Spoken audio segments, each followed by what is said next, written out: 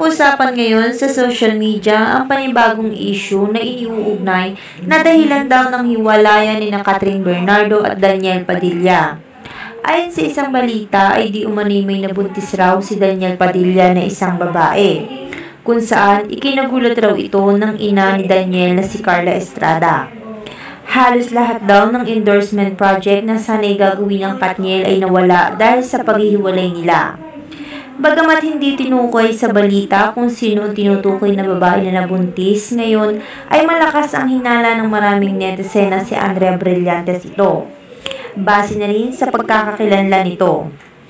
Malimit daw itong spotted na nakikitang magkasama at lumalabas ng palihim, kung saan ay nagtungo pa raw itong dalawa sa Spain ng magkasama. Marami pa rin ang hindi makapaniwala sa bilis ng mga pangyayari sa Katniel ngayon. Sa tagal raw nila ay parang mahirap sa sitwasyon ni Catherine Bernardo ang tanggapin ang mga balita gaya ng ganito.